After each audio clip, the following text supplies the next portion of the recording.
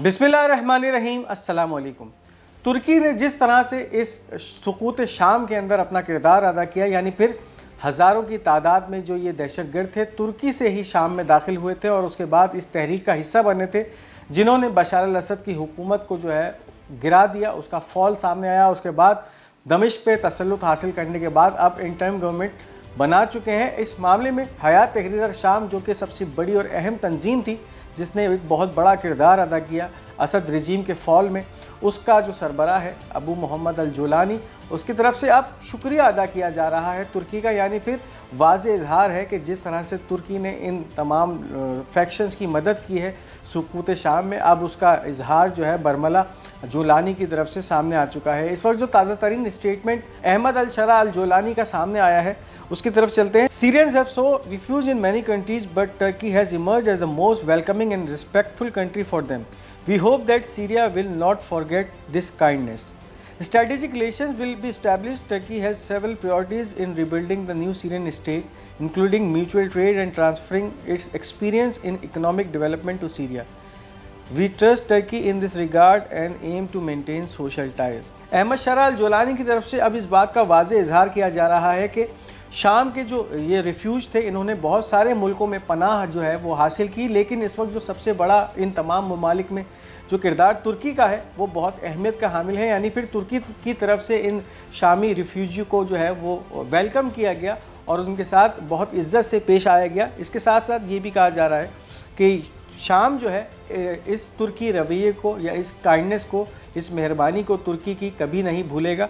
और इसके साथ साथ इस नए शामी हुक्मरान की तरफ से तुर्की के साथ ताल्लुकात के हवाले से ये कहा जा रहा है कि जो ताल्लुकात हैं वो स्ट्रेटजिक रिलेशनशिप्स अब तुर्की और शाम के दरमियान जो है वो इस्तेवार होंगे। इसके साथ साथ बहुत सारी प्रायोरिटीज़ हैं तुर्की की, उनका भी ख्याल रखा जाएगा। यानी फिर ट्रेड डेवलपमेंट होगी, इकोनॉमिकल मैदान के अंदर तुर्की जो है वो शाम की मदद करेगा। और इसके साथ साथ तुर्की और शाम के दरमियान जो समाजी राब्ते हैं या सोशल टाइज़ हैं उनकी भी मजबूती आएगी। लेकिन अब अगर बात की जाए तुर्की के मफादात की, तो तुर्की के शाम में ऐसे कौन से मफादात हैं जिसके लिए असद हुकूमत का तख्ता पलटा गया है। तो बात यह है कि तुर्की की तरफ से 2009 में एक प्रपोज़ल दिया गया था जिससे कतर से एक गैस पाइपलाइन को जो है गुजरना था और वो सऊदी अरब से होती हुई शाम में दाखिल होती और शाम से गुजरती हुई तुर्की को क्रॉस करते हुए बल्गारिया यानी यूरोप तक पहुंचती। तो उस पाइपलाइन का एक अहम रुकन शाम था, एक अहम ऐसा मुल्क था जहां से इस पाइपलाइन को गुजरना था।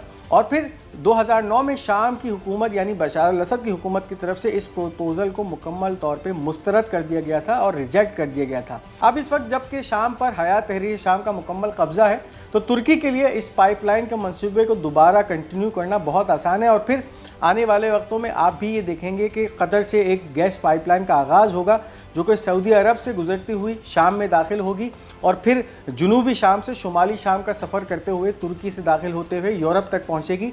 यानी फिर एक हेजीमनी जो इस वक्त रशिया की तरफ से कायम है और रशिया की जो नॉर्ड स्ट्रीम है जो कि रशिया से गैस का एक बहुत बड़ा ज़ख़ीरा यूरोप को मुहैया करती है, उसके ऊपर फिर यूरोप का जो इक्तिफ़ा है वो कम हो जाएगा और फिर कतरी गैस जो है वो फिर यूरोप को फराहम की जाएगी। तो एक बहुत बड़ा गेम प्लान है जिसके अंदर तुर्की ने एक बहुत बड़ा मूव खेला है और अब मुकम्मल तौर पे शाम में जिस तरह से इस वक्त तसल्लुत है तो लग यही रहा है कि तुर्की के साथ जो अल जोलानी के जो बयानात सामने आ रहे हैं एक स्ट्रेटजिक मूव खेला जाएगा तुर्की की तरफ से और शाम के अंदर अपने इन मकासद को पूरा किया जाएगा। इस वीडियो को आगे बढ़ाने से पहले उन तमाम नाज़रीन के लिए जिन्होंने अब तक हमारा ये चैनल सब्सक्राइब नहीं किया, इस चैनल को सब्सक्राइब कीजिए ताकि तमाम अहम वीडियोस आप तक पहुंचती रहें।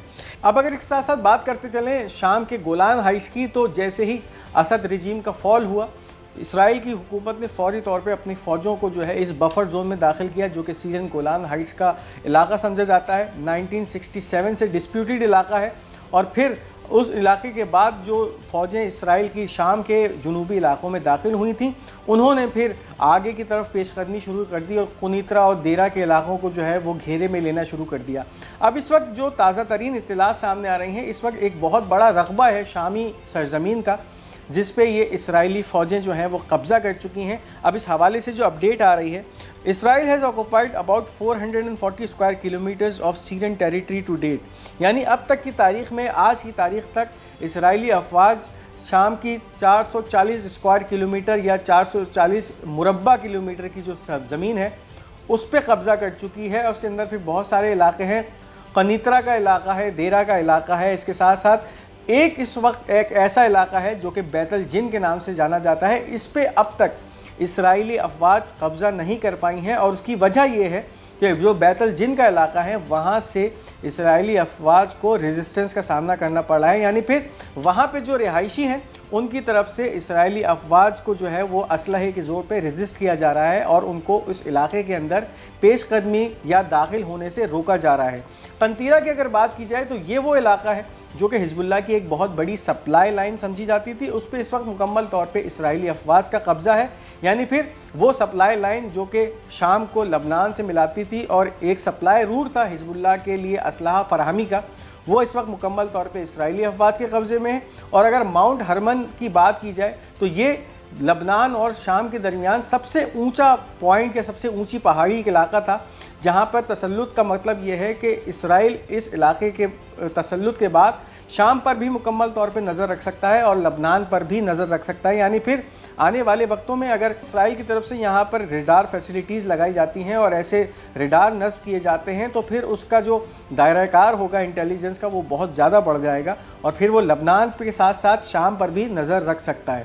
اب اگر بات کی جائے اس ماؤنٹ ہرمن کے حوالے سے تو اس وقت اسرائیلی وزیر اعظم بنجامن نیتن یاہو کی طرف سے یہ اظہار کیا گیا ہے ان فوجوں سے, یعنی پھر جو فوجیں اس وقت ماؤنٹ ہرمن کو کیپچر کرنے کے بعد وہاں موجود ہیں ان کو یہ اندیا دے دیا گیا ہے کہ تقریباً 1 سال یا 2025 کے اواخر تک یہ تمام فوجیں وہاں موجود رہیں گی ماؤنٹ ہرمن پہ. اس جگہ کی یعنی ماؤنٹ ہرمن کی جو اسٹریٹجک امپورٹنس ہے اس کے بعد تو پھر اسرائیل اس علاقے کو کبھی خالی نہیں کرے گا اور پھر یہاں سے اسرائیلی فوجوں کا انخلا کبھی بھی نہیں ہو سکتا. اس کے ساتھ ساتھ شام کے ہی حوالے سے ایک بہت ہی اہم خبر اس وقت سامنے آ رہی ہے, ایک بریکنگ نیوز سمجھی جا رہی ہے, اور وہ خبر یہ ہے کہ اس وقت شام کے جس طرح کے حالات ہیں تو امریکہ نے بھی اب شام پہ پنجے گاڑنے شروع کر دیے ہیں.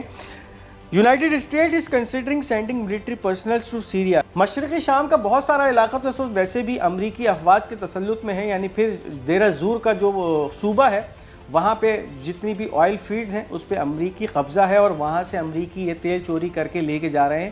اب اس سقوط کے بعد یا اس فال کے بعد یہ بھی خبریں سامنے آ رہی ہیں کہ امریکہ اب تیاری کر رہا ہے اپنے اور فوجوں کو شام میں داخل کرنے کی, اور پھر اس کے بعد منظر یہ ہوگا کہ شام کے بہت سارے علاقے جو ہیں وہ ان پہ جن ممالک کا تسلط ہے وہ اپنے حصے میں کرتے جائیں گے. ترکی کی طرف سے اس سے پہلے ہی اظہار کیا جا چکا ہے کہ ادلب اور الیپو پہ جو ہے وہ ہم تسلط حاصل کر لیں گے. اور اگر بات کی جائے شام کے جنوبی علاقوں کی تو اس وقت آپ کو بتا چکا ہوں کہ تقریباً 450 کلومیٹر کا جو رقبہ ہے اس پہ اسرائیل قبضہ کر چکا ہے, اور شام کا مشرقی علاقہ ویسے ہی امریکیوں کے تسلط میں ہے. تو اب یہ لگ رہا ہے کہ شام کے جو ہے وہ ٹکڑے ہوں گے, اور پھر ایک ٹکڑے پہ ترکی کا قبضہ ہوگا, ایک ٹکڑے پہ امریکہ قبضہ کرے گا, اور پھر ایک ٹکڑے کے اوپر اسرائیل قبضہ کرے گا. تو پھر شام جو ہے وہ ٹکڑے ٹکڑے ہونے جا رہا ہے. ساتھ ساتھ بحیرہ احمر کے حوالے سے ایک اہم خبر ہے جو اس وقت سامنے آ رہی ہے. پچھلے دنوں امریکی طیاروں کی جانب سے صنعاء کے علاقوں پہ جو ہے وہ ملٹری ایسٹس کو نشانہ بنایا گیا تھا, اور دعویٰ یہ کیا جا رہا تھا کہ یہ جن بلڈنگز پہ حملے کیے گئے ہیں یہ ڈائریکٹلی انصار اللہ کے کنٹرول کی بلڈنگز تھیں. یعنی پھر ملٹری بیسز تھیں انصار اللہ کی, ان کو ٹارگٹ کیا گیا تھا امریکہ کی جانب سے. اور اب ایک اور موو امریکہ کی طرف سے سامنے آیا ہے. U S S Truman carrier strike group enters Red Sea. ایک ایسا طیارہ بردار بحری جہاز ہے جو کہ اب بحیرہ احمر میں داخل ہو رہا ہے, اور اس کا مقصد یہی ہوگا کہ پھر یمن کے خلاف جتنی بھی جارحانہ کارروائیاں کی جائیں گی وہ اب اس جہاز کے ذریعے کی جائیں گی. اس سے پہلے یمنی حوثیوں کی طرف سے جب سے بحیرہ احمر کو ٹارگٹ کرنے کا سلسلہ شروع ہوا تھا تو اور اس کے بعد امریکی ڈسٹرائرز کو, امریکی ایئر کرافٹ کیریئرز کو نشانہ بنانے کا سلسلہ ہوا تھا, تو اس کے بعد بہت سارے امریکی ڈسٹرائرز, ایئر کرافٹ کیریئرز بحیرہ احمر سے فرار اختیار کر چکے تھے, بھاگ چکے تھے. لیکن اب یہی لگ رہا ہے کہ ایک بار پھر منظم پلاننگ کے ساتھ امریکہ بحیرہ احمر میں داخل ہو رہا ہے, اور اس کا مقصد یہی ہے کہ پھر آنے والے دنوں میں جو بھی یمن کے اوپر جارحیت کا سلسلہ شروع ہوگا وہ بحیرہ احمر سے کیا جائے گا. اور اس کا اب جو ہے واضح اظہار اس وقت اس خبر کے ذریعے کیا جا رہا ہے کہ یو ایس ایس ٹرومن نامی ایک طیارہ بردار جہاز بحیرہ احمر میں داخل ہو چکا ہے. تو یہ تھی اس وقت کی اہم اپڈیٹس. اس ویڈیو کو لائک اور شیئر کرنا مت بھولیے گا. ہمارا یہ چینل پاک گولڈ میڈیا, اس کو ضرور سبسکرائب کرتے جائیے گا, اور اپنی قیمتی آراء کا اظہار کمنٹس میں ضرور کیجیے گا. انشاءاللہ بہت جلد آپ سے ایک دوسری ویڈیو میں ملاقات کروں گا. تب تک کے لیے مجھے اجازت دیجیے. خدا حافظ و ناصر.